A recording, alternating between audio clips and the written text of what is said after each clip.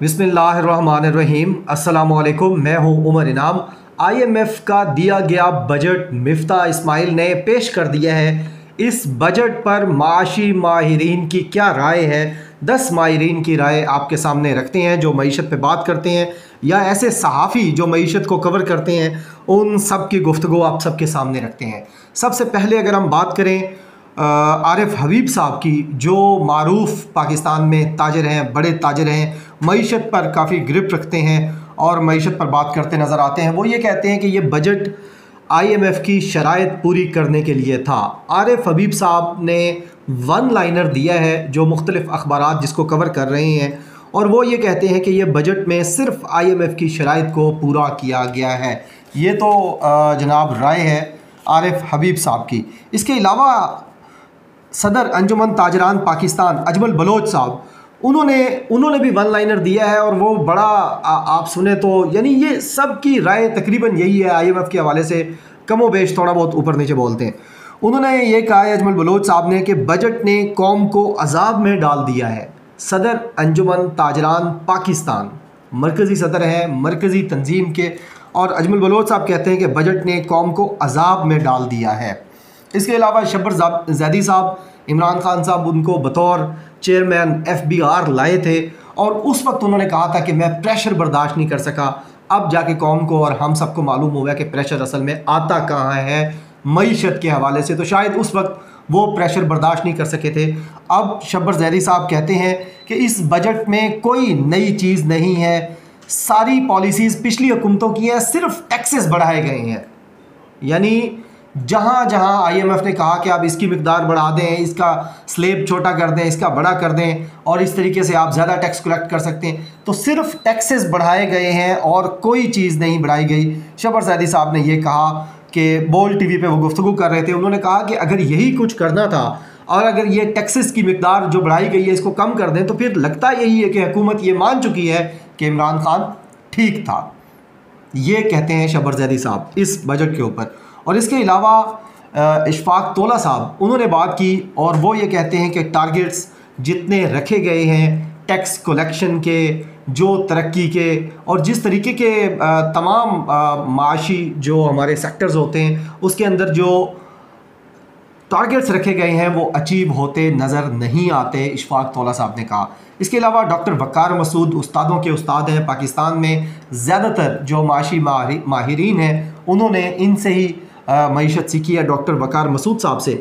इन्होंने भी बड़ी तनकीद की है इस बजट के ऊपर, और सबसे ज़्यादा तो तनकीद की है, इन्होंने कहा ये टैक्सेस बहुत ज़्यादा है। एक प्रॉपर्टी टैक्स आया है कि अगर आपकी 2 प्रॉपर्टीज़ हैं तो जो आप ज़ेर इस्तेमाल है ठीक है, अदरवाइज़ आप दूसरी पे टैक्स देंगे और वो भारी टैक्स है। तो इसके ऊपर भी डॉक्टर वक़ार मसूद साहब ने कहा कि फॉर एग्ज़ाम्पल किसी ने कोई प्लाट लेके रखा हुआ है, वो सरकारी नौकर है और उसने एक प्लाट लेके रखा हुआ है कि जी 20-30 साल बाद जब बच्चे बड़े हो जाएंगे और शादी होगी तो मैं उनको बना के दूंगा, तो वो उस पड़ी हुई प्रॉपर्टी पर जो ज़ेर इस्तेमाल नहीं है, जिससे कोई आमदन नहीं है, उस पर उठाकर इस हकूमत को टैक्स देना शुरू कर दे।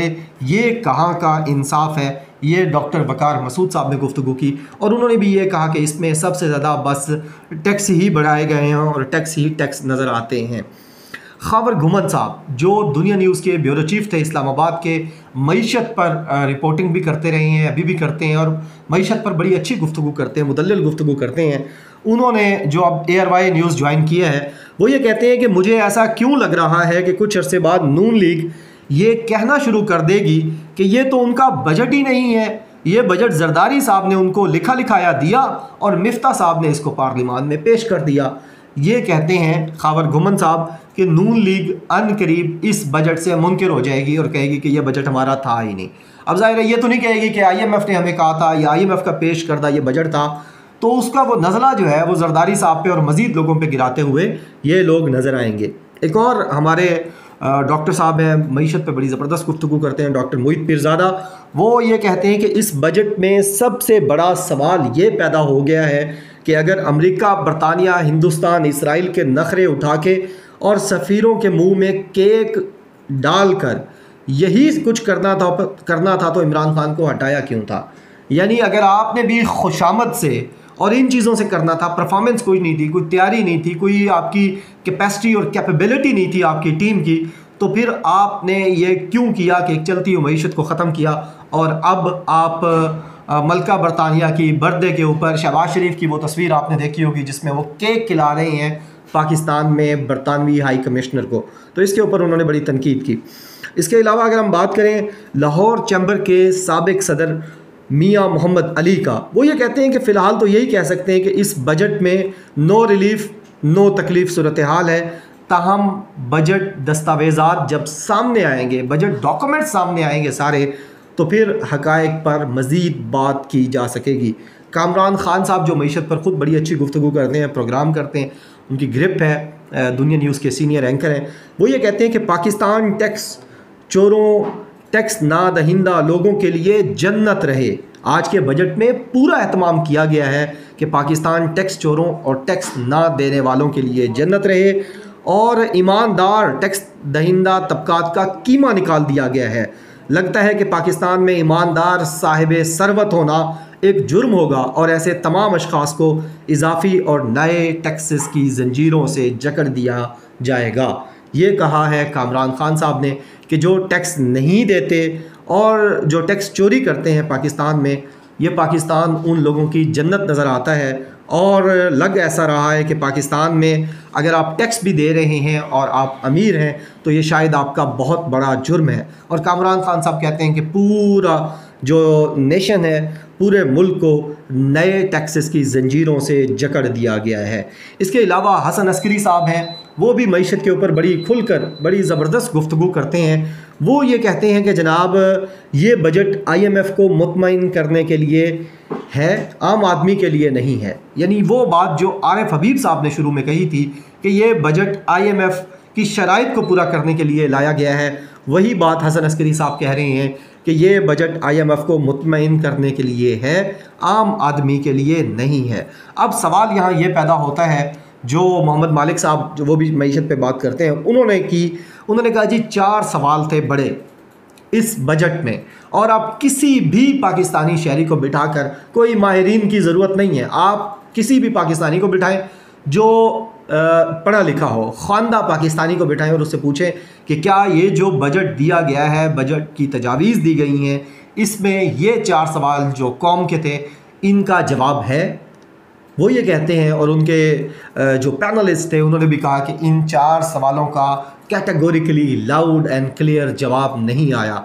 वो सवाल क्या थे? पहला सवाल था कि क्या इस बजट के बाद महंगाई कम होगी। ये सवाल कि क्या इस बजट के बाद महंगाई कम होगी, ये आप अपने आप से सवाल करें और ये देखें कि ये जितना कुछ बोला है मिफ्ता इस्माइल ने और लंबे चौड़े दस्तावेज़ात अब आएंगी, 2-2, 3-3 हज़ार सफ़ात की सारी जो डॉक्यूमेंट्स होते हैं जो डिटेल के साथ दिए जाते हैं हर मिनिस्ट्री की, हर सेक्टर की, तो इन सब को अगर मिलाया जाए तो इनमें से किसी जगह पर महंगाई को कम करने की कोई पैशन नज़र आया है, कोई उम्मीद नज़र आई है, कोई उनकी गुफ्तगू नज़र आई है, कोई प्लान है? नहीं है। इसके अलावा दूसरा सवाल जो था कौम का वो ये था कि डॉलर की कदर कम होगी और रुपये की कदर बढ़ेगी।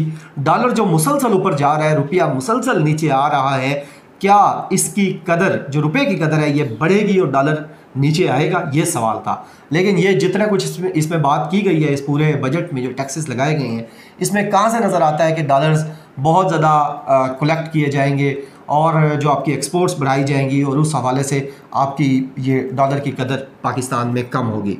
इसके अलावा जो एक और अहम सवाल था वो ये था कि पेट्रोल की कीमत कम होगी।